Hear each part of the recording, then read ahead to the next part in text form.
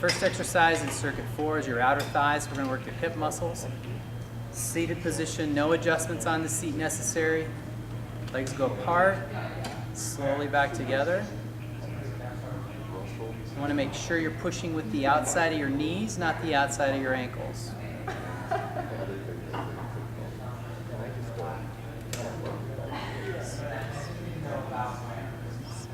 Something you can do 10 times.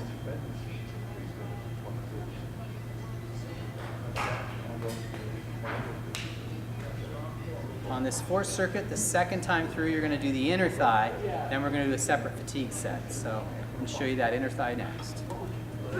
So you want to adjust the seat position, how wide the legs are first. You come in, step over the carriage. You're going to be pushing together with the knees, hands back, back against the pad. Squeeze and slowly out. Our fatigue set for hips is going to be a sumo walk. I'm going to show you one repetition first, and then we're going to do the full pass, 10 steps down, 10 steps back. You can do it in one position if it's challenging for you, or you can do the movement-oriented exercise. So you're going to stay big step laterally, drop that ball below the knees, keeping your back straight. Raise up, feet together, that's one. Drop that ball between the legs, and then back up. Just keep moving. So you want to get low enough that the ball goes below the knees.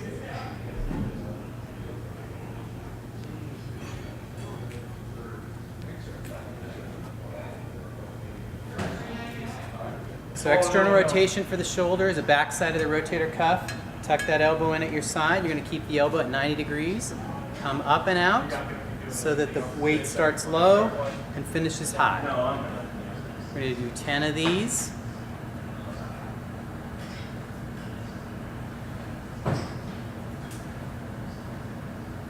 Make sure that elbow stays bent. You don't straighten the elbow. And you're going to flip it around.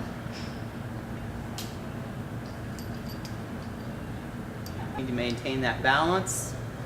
A lot of times that non-dominant hand will be not as strong, so you need to wait until you have that equal strength on that side before you advance the weight, even if you can do 10 easily on the other side.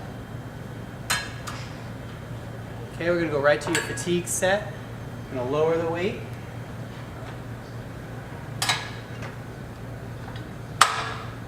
This is like a lawnmower exercise.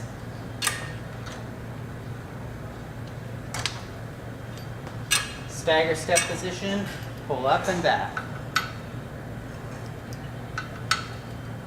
So again, just like with the single arm row in the first set, the opposite foot from the arm that's pulling is forward. So it's that athletic stagger step position, 90-90 finish. Oh no, yeah, okay, right. When? I had you Monday at noon, that's available. No. Again, 2 fatigues, switch hands. Okay. Okay.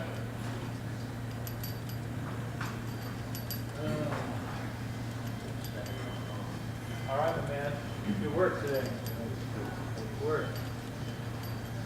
All right, we're done with shoulder for the fourth circuit. So the leg press is our next exercise in circuit 4. Typically, for most folks, unless you have really short legs, that's going to be all the way back on the seat. We're going to do single leg presses, just like we did on the recumbent squat. You're going to push out with both. Drop one leg, which will keep your back nice and straight. Push out, and then bend up to you're about an inch from the stack.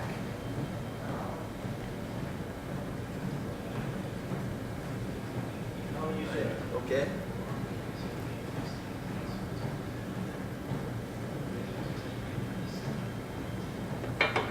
Second set with the other leg. You can do this with both legs. It's just a little more stress on the back. So I like to keep the weights a little lighter and do single leg work.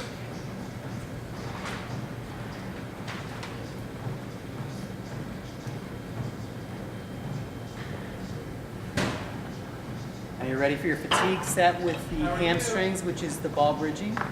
So the fatigue exercise for legs on the last circuit is the ball bridge. So you're going to lie on your back, Calves on the ball. Pelvic tilt, lift your butt up and back down.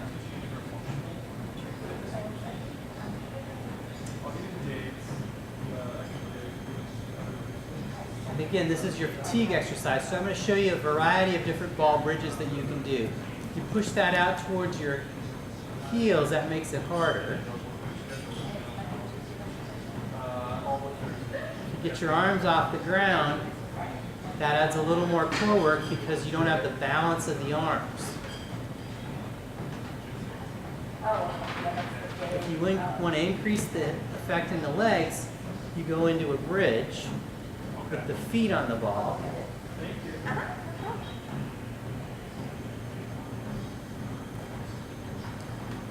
And if you want to add some asymmetry, you can go into a bridge and march.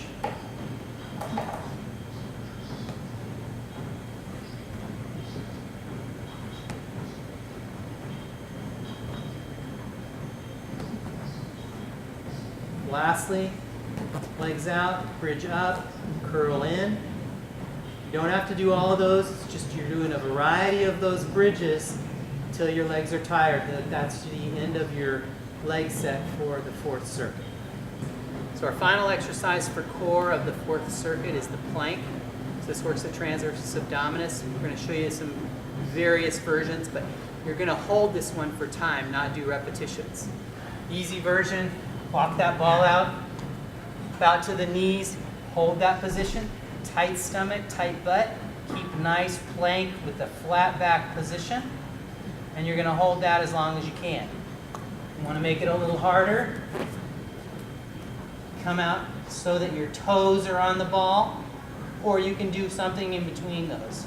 We're just going to hold this position, nice flat back position. Make sure you don't let your head sag. You just want to keep a nice neutral position. If it bothers your wrists, you can come down onto the elbows. If you want extra credit, you can bring those knees in, right back out to plank. Remember, this is a timed exercise.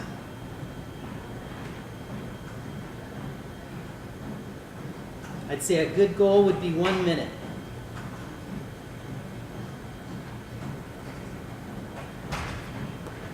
And we're done with our workout.